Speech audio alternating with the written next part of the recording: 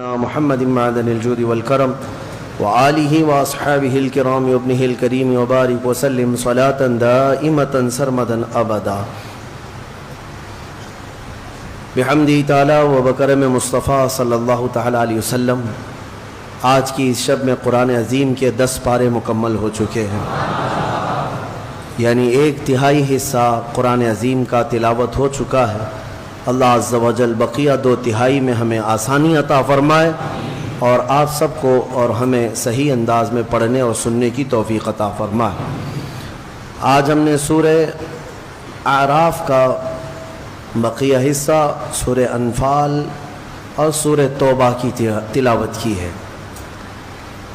9ویں پارے میں کچھ آیات ایسی ہیں جس میں اللہ تعالیٰ نے پچھلی امتوں پر نازل کیے گئے عذابات کا ذکر فرماتا ہے۔ پچھلی امتوں پر جو عذابات آئے تھے ان میں سے چند میں آپ کے سامنے رکھوں۔ موسیٰ علیہ السلام کی قوم پر، یعنی اس میں بنی اسرائیلی تھے، عذابات کیسے کیسے آئے پہلے سنیں۔ اللہ تعالیٰ فرماتا ہے فَأَرْسَلْنَا عَلَيْهِمُ الطُّوفَانَ والجراد والقمل والضفادع والدم آیات مفصلات۔ 5 قسم کے عذابات آئے۔ وہ نافرمانی کرتے تھے، عذاب آتا تھا۔ آپ کو میں بتاؤں کہ اللہ نے ان کو نعمتیں بھی بے حساب دیں۔ بنی اسرائیل کو جو نعمتیں تھی، پتہ ہے کہ جب وہ چلتے تھے تو آسمان کا ایک ٹکڑا سایہ بن کر کے چلتا تھا کہ انہیں دھوپ نہ لگے۔ ان کے ناخن بڑھتے تو خود سے نیت کر لیں تو صاف ہو جاتے۔ کپڑے اگر میلے ہوں تو صبح سو کر اٹھیں کپڑے صاف ہو چکے ہوتے۔ کوئی محنت کرنی نہیں تھی۔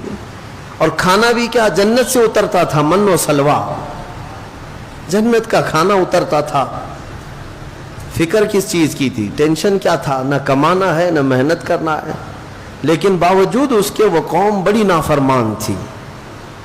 اللہ تبارک و تعالیٰ کے احکام کو ٹالنا، رد و بدل کرنا ان کی عادتیں تھیں۔ جیسے کہ اللہ تبارک و تعالیٰ نے اس قوم پر سنیچر کے دن شکار کرنا حرام فرما دیا۔ سنیچر کے دن وہ لوگ شکار نہیں کر سکتے تھے۔ تو یہ قوم کیا کرتی؟ چالاکی کرتی، مچھلی شکار کرنے کی عادت تھی تو جمعہ کو ہی جا کر کے جال لگا دیتے تھے اور اتوار کو جا کر کے جال لے آتے تھے، جس میں پھنسی ہوئی مچھلیاں سنیچر کو پھنستی تھیں۔ پھر وہ کہتے نہیں، ہم نے تو سنیچر کو شکار ہی نہیں کیا، ہم جمعہ کو جال لگائے تھے اور سنڈے کو نکال لائے ہیں۔ انہی لوگوں کے یہ جو ہیلے بہانے ہیں آج بھی ہماری قوم میں زکوٰۃ دینے کے لیے کچھ کرتے ہیں۔ زکوٰۃ نکالنے کے لیے جب بھاری پڑتا ہے تو ایسے ہی جمعہ سنیچر اور اتوار والے فلسفے پہ کچھ لوگ عمل کرتے ہیں کہ میری زکوٰۃ اس کو دے دیا، اس نے اس کو دے دیا، واپس پلٹ کر کے ادھر ہی آ گئی، میں ہی غریب ہوں۔ تم اگر ہیلے بہانے کرو گے کس کے ساتھ؟ اللہ کے ساتھ۔ یعلم خائنۃ الاعین وما تخفی الصدور، وہ تمہاری آنکھوں کی خیانت کو بھی دیکھ رہا ہے اور دلوں میں گزرنے والے حالات سے بھی وہ خبر رکھتا ہے۔ اس کو دھوکہ دینے کی کوشش مت کرو۔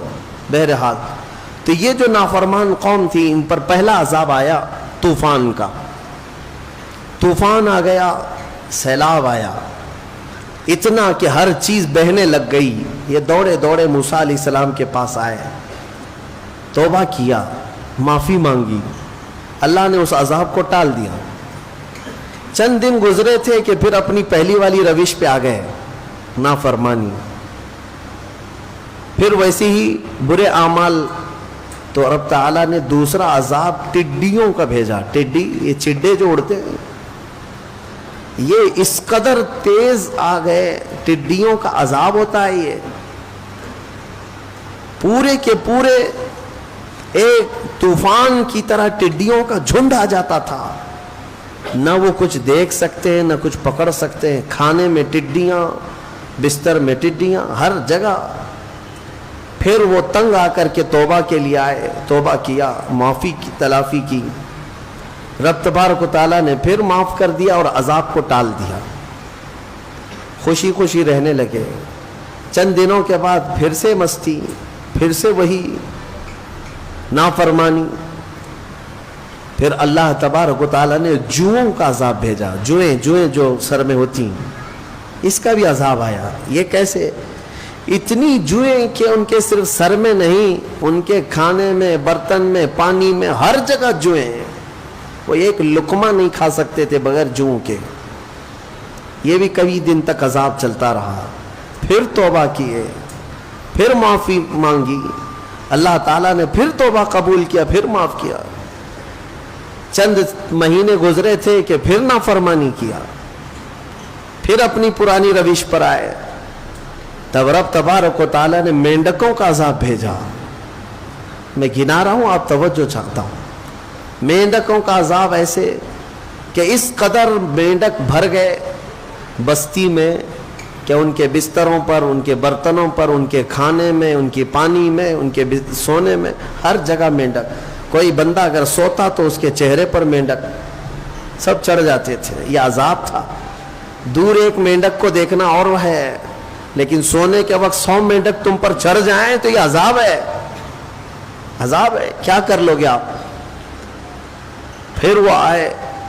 یہاں تک کہ روایتوں میں بتایا گیا کہ وہ لقمہ اٹھاتے تھے کھانے کا, جب ہاتھ میں لیتے تو مینڈک بن جاتا تھا. کھانا نہیں کھا پا رہے تھے.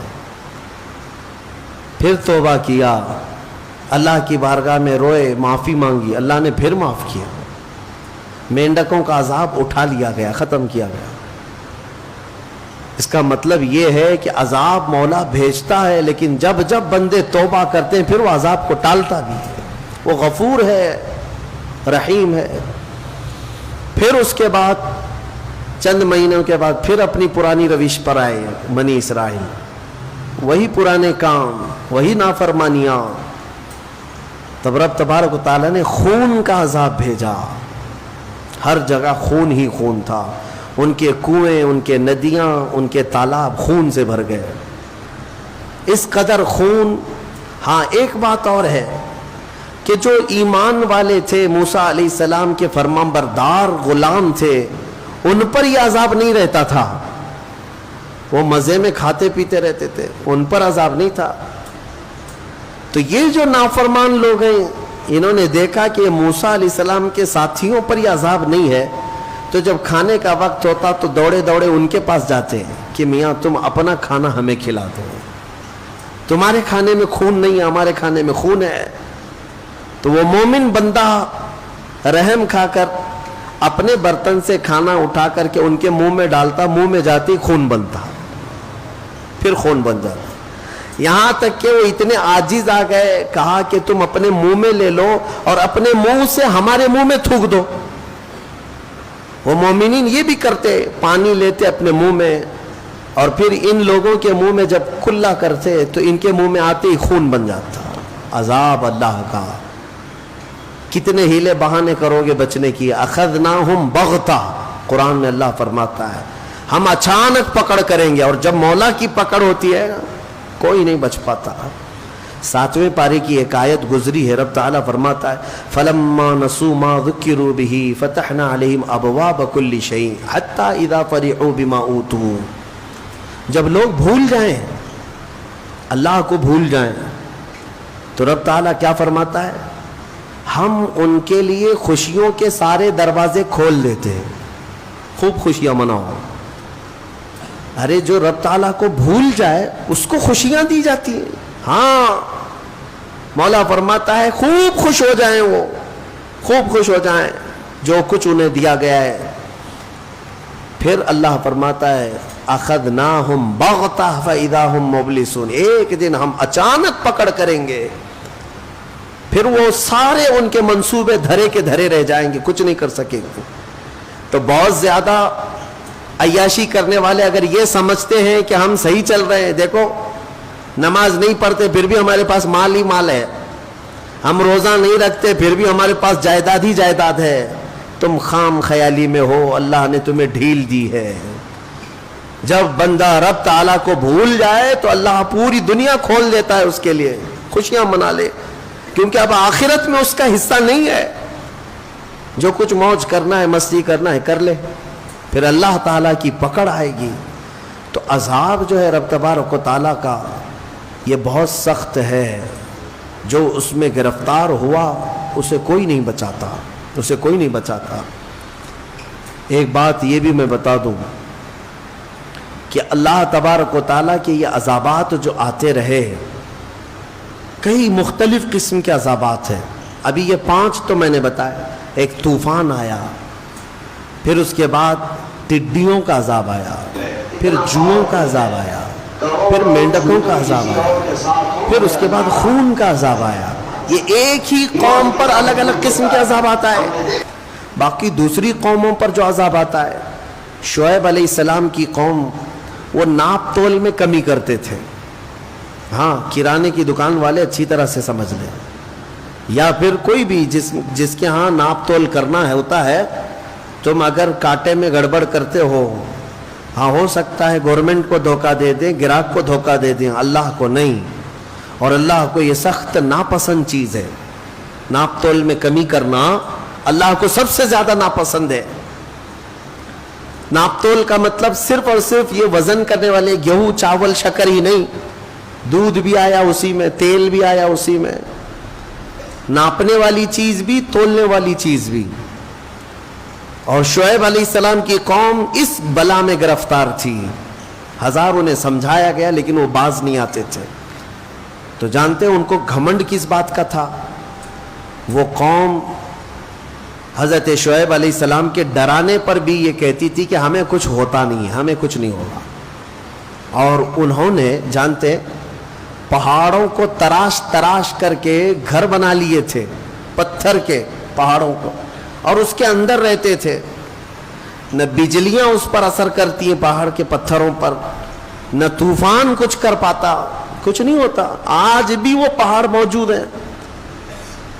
حضرت صالح علیہ السلام کی قوم کی خصوصیت قرآن میں یہ فرمائی گئی کہ وہ لوگ پہاڑوں کو تراش تراش کر کے گھر بناتے تھے, ڈیزائن ایک سے ایک پہاڑ ایک خاندان کا, فری میں ملتے تھے پہاڑ. تو آج تک اگر وہ پہاڑ تراشے ہوئے موجود ہیں تو اس زمانے میں کتنے مضبوط رہے ہوں گے. تو انہیں اس بات کا گھمنڈ تھا کہ ہم سب سے مضبوط گھروں میں ہیں, کیا کر لو گے ہمارا. اللہ کے نبی ڈراتے تھے.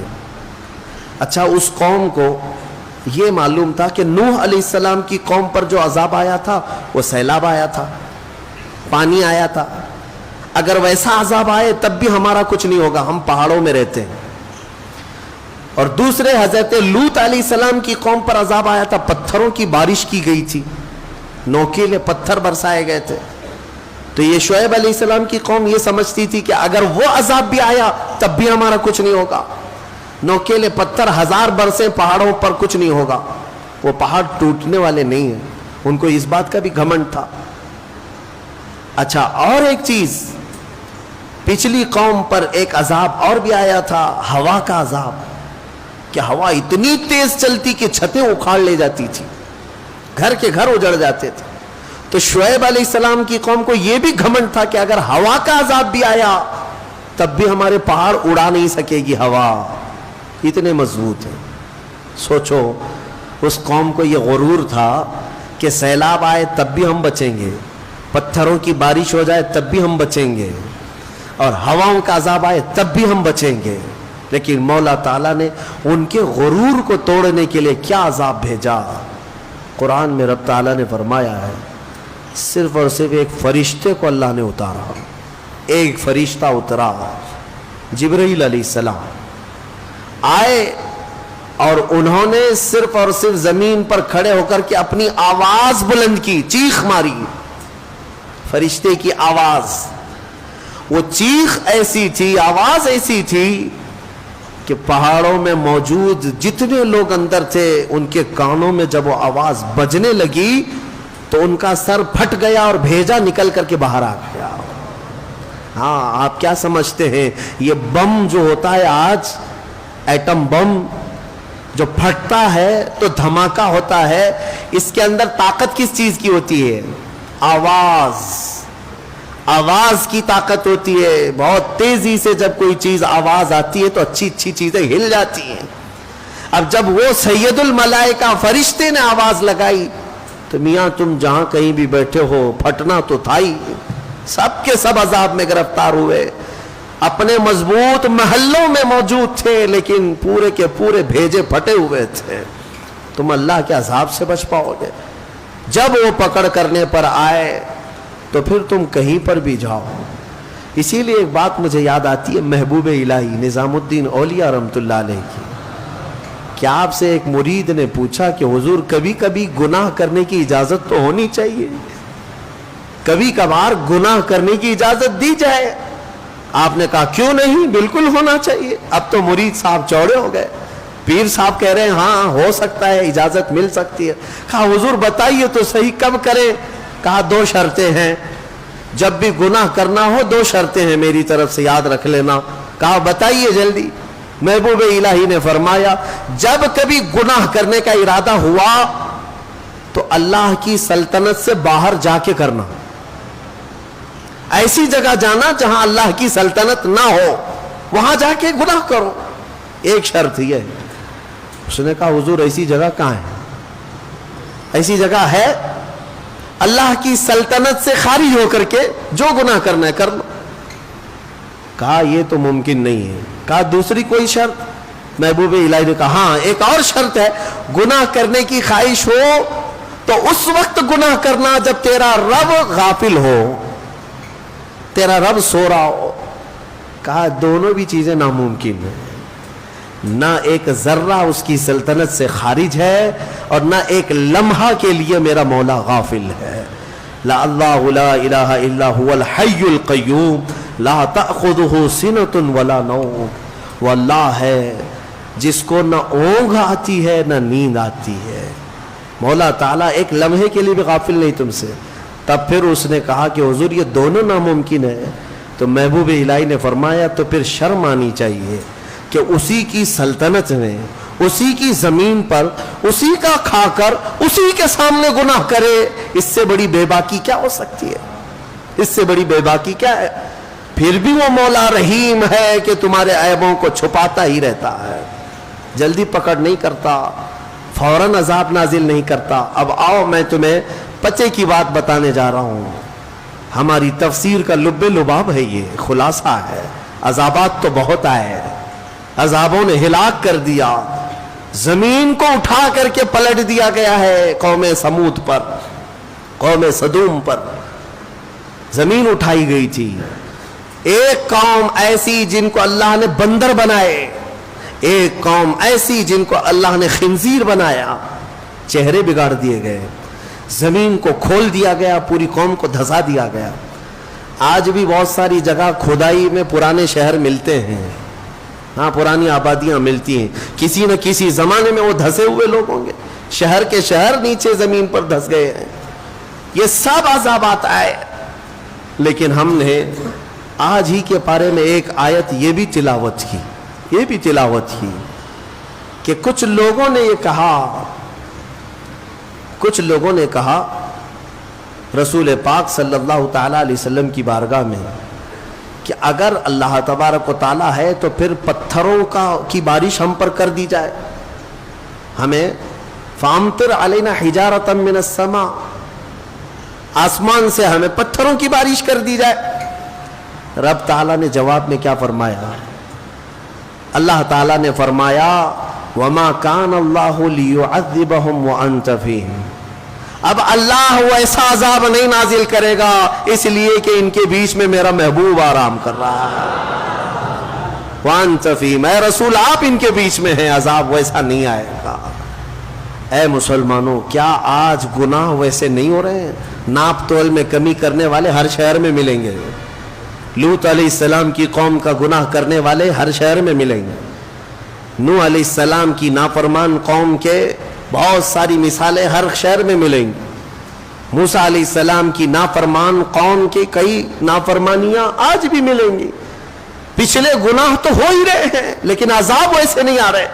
کسی کو خنزیر بنایا گیا، کسی کو بندر بنایا گیا، کیا پتھروں کا عذاب نازل ہوا؟ نہیں ہوا۔ کیوں نہیں ہوتا ہے؟ اس لیے کہ قرآن کہتا ہے ویسا عذاب اب نہیں آئے گا، اس لیے کہ اللہ کا رسول ان کے درمیان آ رہا فرمایا، محبوب کائنات